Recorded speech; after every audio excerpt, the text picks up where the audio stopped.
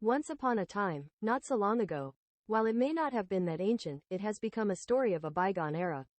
In what is now known as Osaka City, there lived an elderly couple. The couple had no children until that year. So, they visited Issun-boshi shrine, praying with the hope of finally conceiving, even at their advanced age. The old woman became pregnant at the age of 41. If only we had visited the shrine sooner, she said, although the old man was overjoyed. However, even after 5 or 6 months, her belly did not grow at all. But after 10 months and 10 days had passed, she went into labor and gave birth to a tiny and adorable baby boy. He measured only 1 inch when measured with a bamboo ruler. Although the premature baby did not fall ill, he remained tiny and was named Issun-boshi. It was natural for the elderly couple to see their child as a monster. They wondered why Sumiyoshi Daimyojin had bestowed such a punishment upon them. Even when Issun-boshi turned 13, he did not grow as tall as his peers. If things continued this way, he would never find a bride, and they would have no one to take care of them in their old age. They contemplated the idea of going anywhere and adopting a fine young boy as their son. Issun-boshi had long realized that his parents did not cherish him. If he was going to be driven away, it would be better for him to leave on his own terms. Issun-boshi stole a needle from his grandmother's sewing box and stuck it in his belt. Carrying the bowl and chopsticks his grandfather had used, he left home. He floated the bowl on a nearby river and used the chopsticks as oars to row towards the capital. In this way, Issun-boshi arrived in Kyoto. The bustling streets were like a foreign land. The crowd was overwhelming, and everyone was so preoccupied with their own affairs that no one noticed the inch-high Issun-boshi, who had to make every effort to avoid being trampled. It was purely by chance that he arrived at the residence of the Prime Minister. He had wandered in the direction where there were no people and ended up in the garden. Since no one was around, he shouted, "Please, let me rest for a while." The Prime Minister came out from inside because he wanted to see who had such an interesting voice. But there was no one there. What could be happening? He put on his shoes and was about to go out into the garden. "Ah, please wait. Please don't step on me," Issun-boshi shouted at his feet.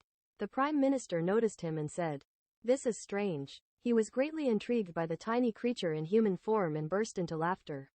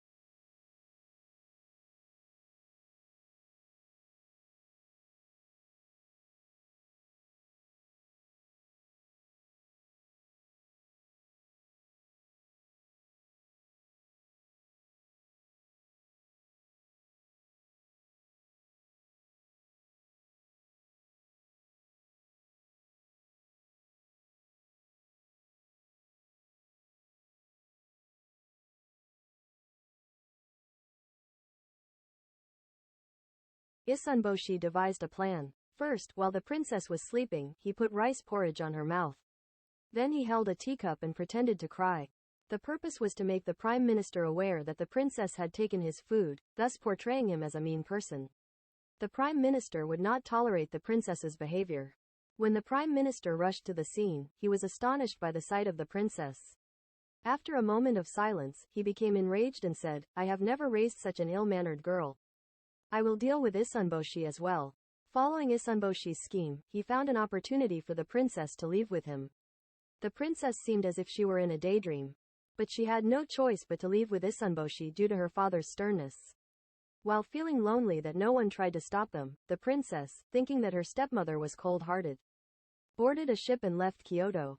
They arrived at a peculiar island, where there was no sign of human presence and the atmosphere was gloomy. Just as they thought a monster might appear, 2 ogres appeared. The ogre with eyes that could see thousands of miles away spotted Issun-boshi and said, He's with a woman who doesn't suit such a small person. Let's eat the small one and make the woman ours, said the red-faced ogre. The ogre grabbed Issun-boshi and tried to swallow him like a caterpillar, without chewing, aiming to pass him through his throat. Issun-boshi skillfully grabbed the ogre's uvula and used the recoil to dive into its nose. He pricked the mucous membrane with a needle, and the red ogre let out a deafening scream as if his eardrums were about to burst. While covering his ears and running away, Issun-boshi somehow managed to escape through the ogre's eye. Terrified by this, the ogres abandoned the princess, the treasure, and the magic hammer, leaving everything behind as they fled.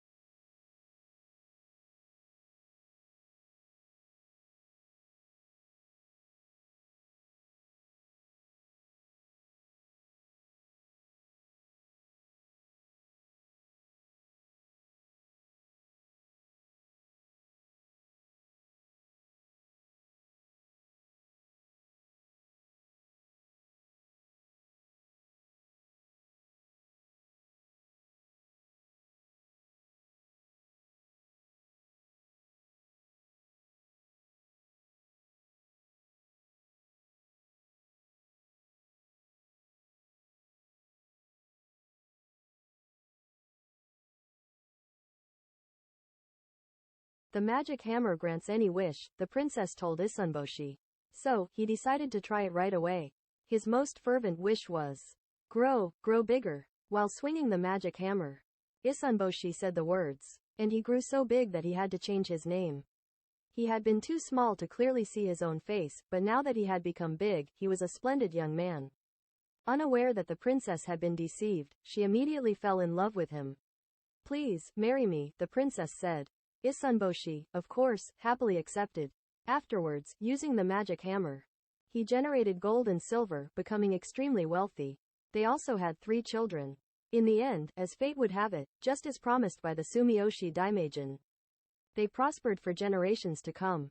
As for the elderly couple, they continued to live in loneliness and poverty. If they had not treated Issun-boshi so rudely, they could have enjoyed the benefits. This was the punishment given to the elderly couple for mistreating Issun-boshi. Despite that, they lived a prosperous and happy life.